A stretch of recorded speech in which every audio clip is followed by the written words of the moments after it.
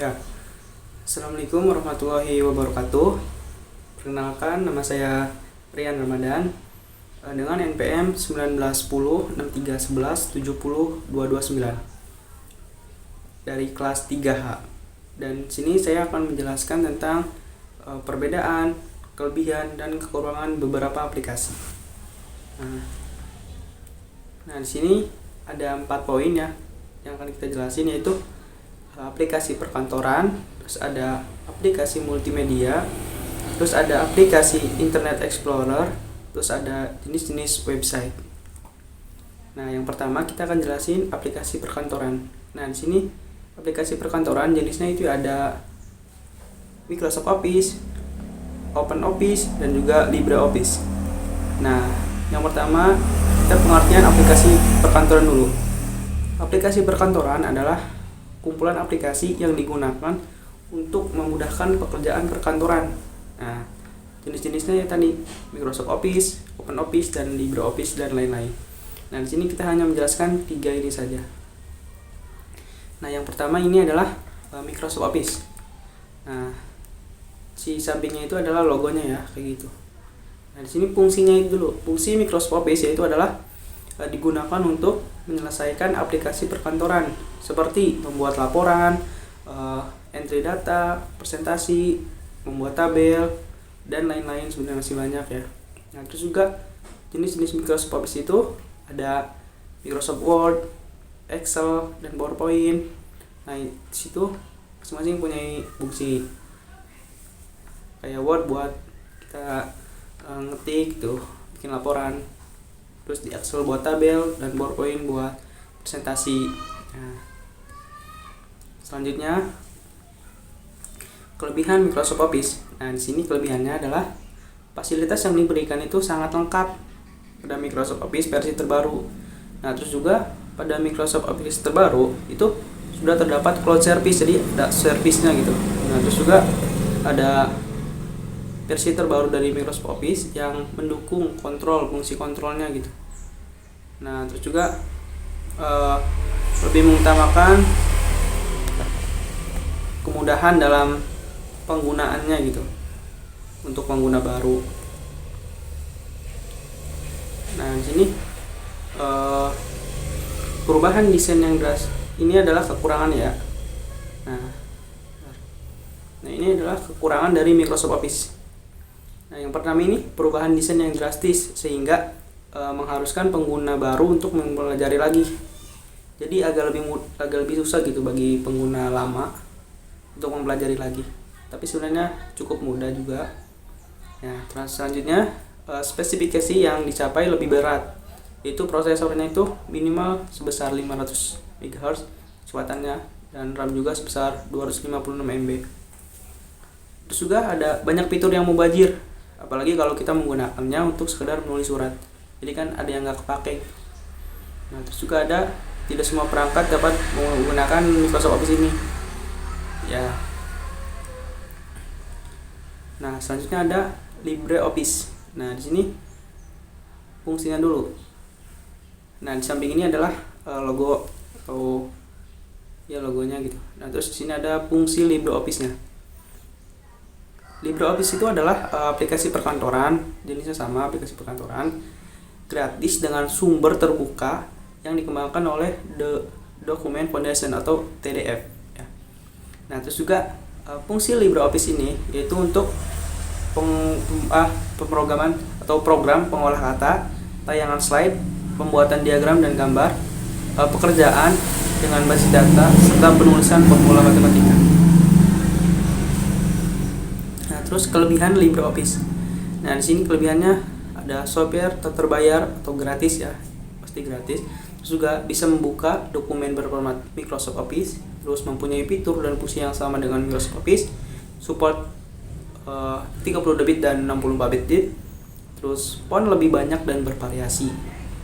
Terus juga bisa langsung ekspor ke PDF ketika kita ingin mengubahnya gitu. Terus juga menu bar lebih kompleks dan efisien. Nah, terus ini kekurangannya. Kekurangan ini banyak terdapat letak tombol dan fungsi yang berbeda dengan Microsoft Office, sehingga perlu sedikit penyesuaian dengan menggunakannya. Nah, di situ juga ada terkadang dalam membuka file yang berformat Microsoft Office seperti doc, .docs, .xls, .ppt dan sebagainya itu beberapa formatnya itu kayak penataan paragrafnya itu enggak sesuai gitu. Jadi agak beda. Nah, terus ukuran file instalasi terlalu besar. Antara 200 MB sampai 220 MB gitu. Nah, terus fungsi OpenOffice. Nah, di sini adalah jenis aplikasi perkantoran yang ketiga, yaitu OpenOffice. Nah, di samping logonya kurang lebih seperti itu, OpenOffice. Terus juga fungsi OpenOffice-nya. OpenOffice adalah aplikasi perkantoran gratis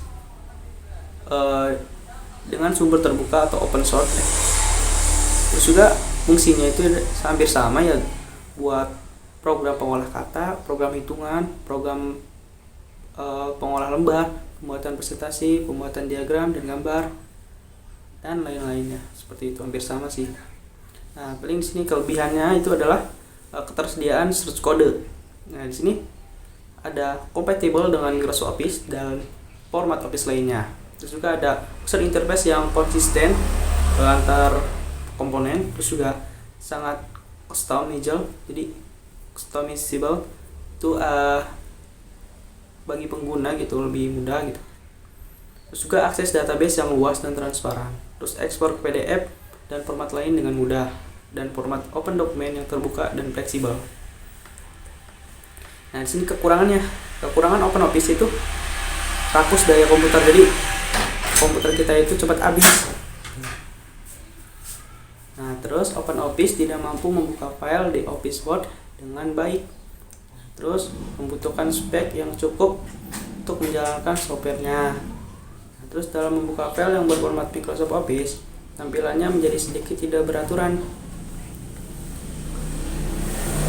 Nah, di sini aplikasi yang kedua itu aplikasi multimedia. Nah, di sini jenis-jenisnya ada Winamp, Windows Media Player, dan VLC Media Player.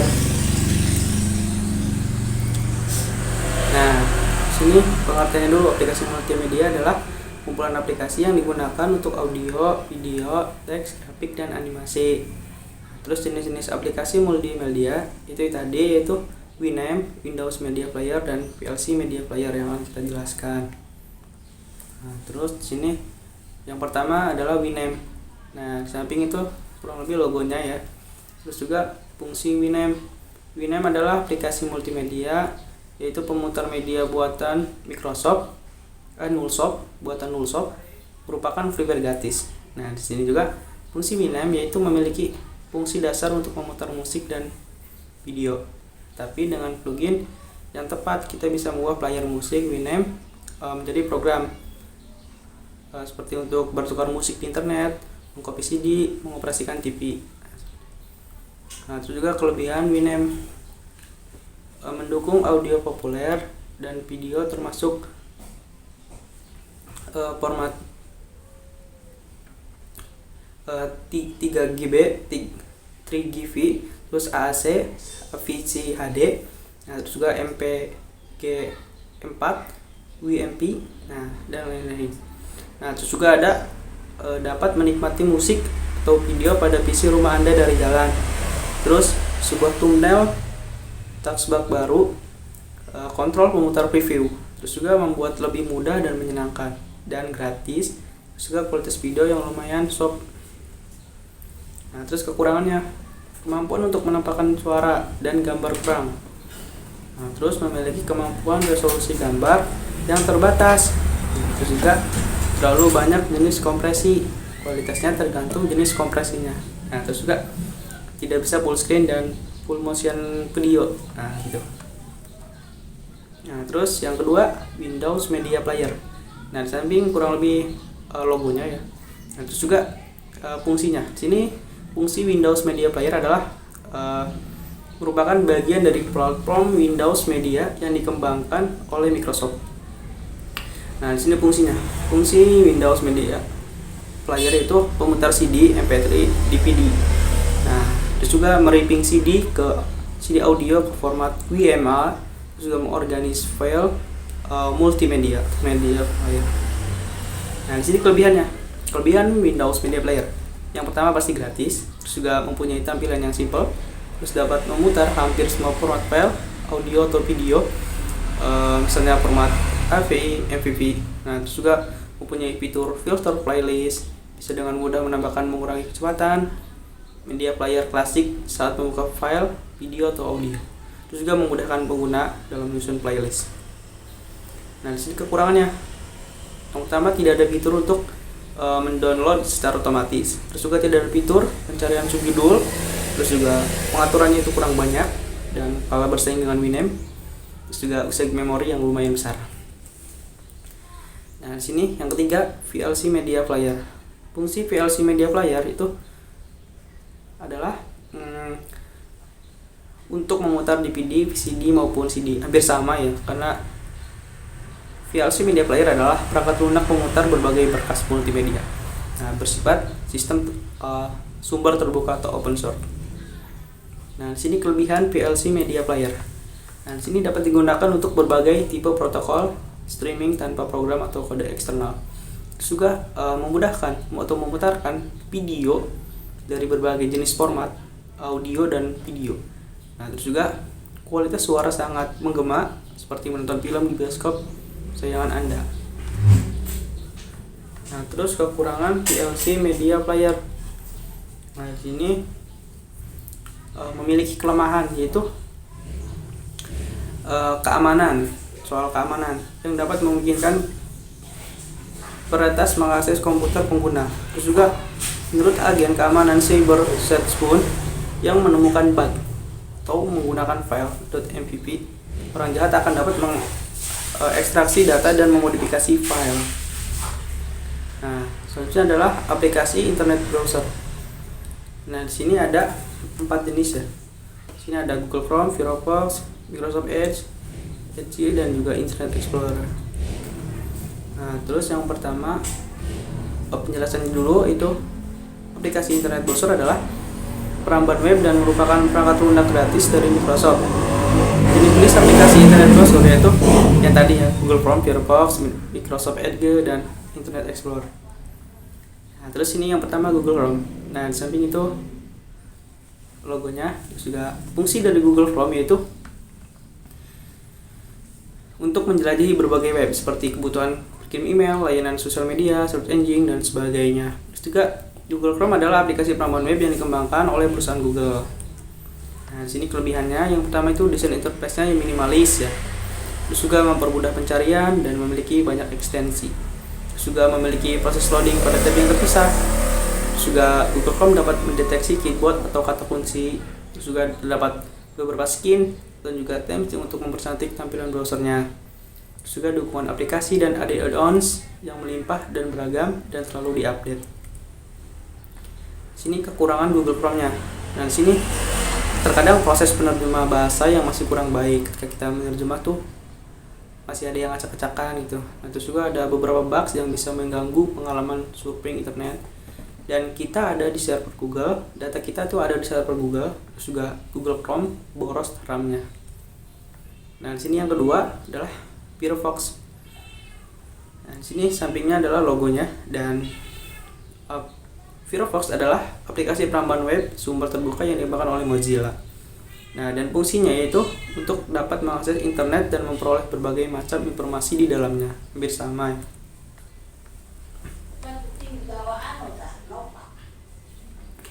Nah, di sini kelebihannya yaitu sudah populer, terus memiliki keamanan yang baik, terus ukuran memori dan aplikasi ini juga lumayan kecil, dan pengembangannya tidak memakan banyak waktu.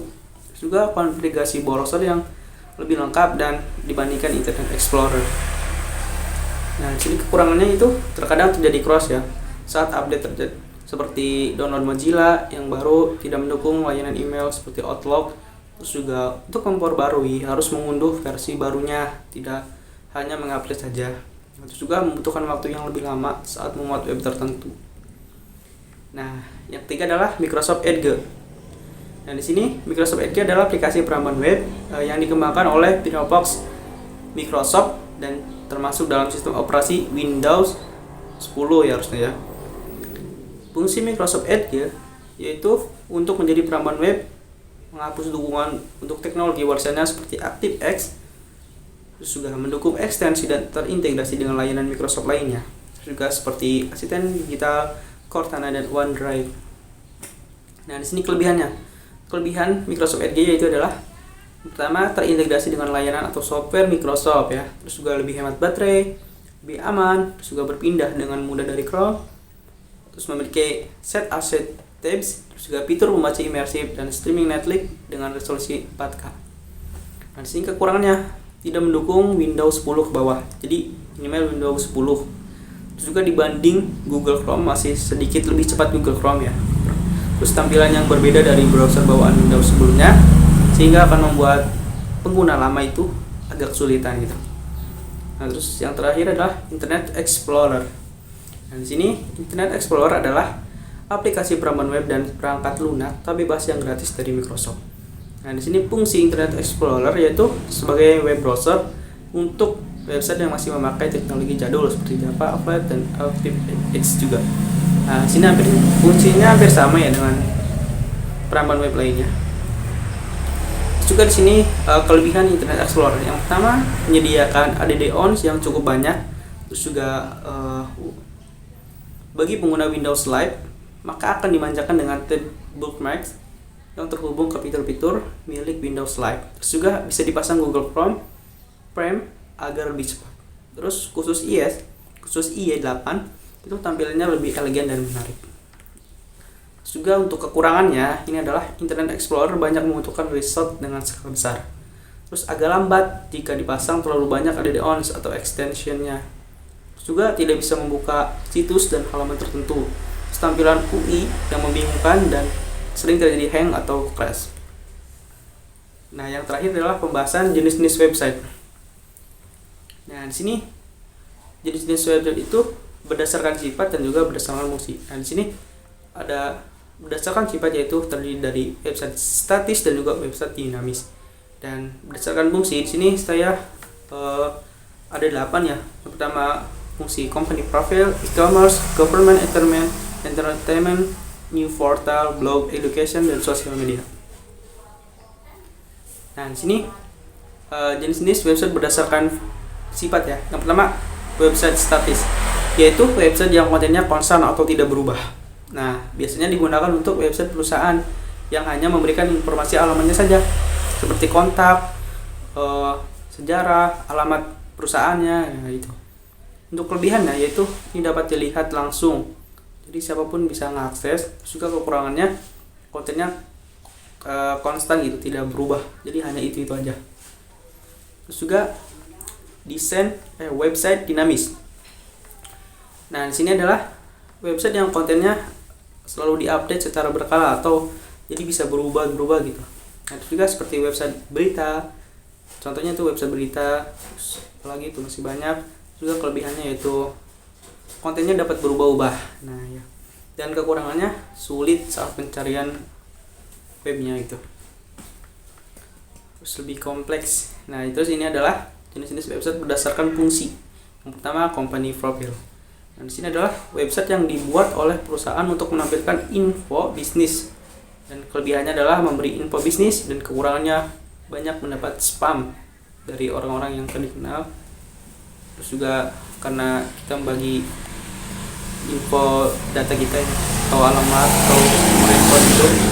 Nah, terus e-commerce adalah website yang memiliki fitur untuk melakukan aktivitas jual beli produk atau jasa melalui internet. Nah, contohnya Tokopedia, Shopee. Nah, itu merupakan contoh website e-commerce. Nah, kelebihannya jadi kita ingin barang apapun ada di situ gitu, tinggal cari. Terus juga untuk kekurangannya biasanya barangnya itu tidak sesuai. Jadi yang pesan apa, yang datangnya apa gitu. Nah, terus ini adalah government. Yang ketiga adalah government, adalah website resmi milik pemerintah yang memberi informasi tentang pemerintahan atau pendudukannya gitu. Nah, contoh di sini www.mpr.go.id. Nah, kelebihannya ini sebagai informasi dan juga bisa media interaksi dengan masyarakat. Terus juga kekurangannya tempat aksesnya itu terbatas ya. Nah, terus di sini yang keempat adalah website entertainment. Adalah website yang berisi hiburan seperti nonton film, bermain game online, dan kelebihannya ya emang buat sebagai sarana hiburan, dan kekurangannya biasanya terkadang internetnya itu bisa lemot, jadi kadang terganggu gitu. Nah, terus New Portal atau website New Portal adalah website yang menyajikan informasi berita kejadian, opini, dan lain-lain. Jadi kelebihannya ini memberikan berita terbaru gitu, berita-berita terbaru terhangat gitu. Dan kekurangannya banyak hoax. Nah, terus yang ketujuh ini ada website blog, adalah website untuk menuangkan ide dan ekspresi mereka tentang beberapa hal. Dan kelebihannya ini pemilik blog ini bisa berbagi pengetahuannya, itu bisa berbagi apapun gitu yang mereka bisa tulis di sini di blog. Dan kekurangannya tampilannya sederhana gitu. Nah, terus ini ada website education. Nah, website education ini adalah website yang memberi informasi mengenai pendidikan. Nah, kelebihannya bisa belajar dimanapun dan kapanpun. Nah, kekurangannya ini kurangnya berinteraksi dengan pengajar atau guru, juga terkadang internetnya lemot sehingga susah diakses gitu. Nah, terus juga sosial media adalah website yang digunakan untuk bertukar informasi yang terdapat berbagai macam konten. Nah, jadi kita bisa bertukar informasi, misalkan berkirim pesan, terus mengirim gambar. Contohnya aplikasinya itu adalah Instagram, juga Facebook, WhatsApp gitu. Nah, terus kelebihannya bisa berteman dengan orang di seluruh dunia. Jadi kita berinteraksi dengan siapapun dimanapun. Juga kekurangannya resiko pencurian identitas. Ya, dan mungkin hanya ini yang bisa saya jelaskan. Kurang lebihnya mohon maaf. Wabillahi taufiq wal hidayah. Wassalamualaikum warahmatullahi wabarakatuh.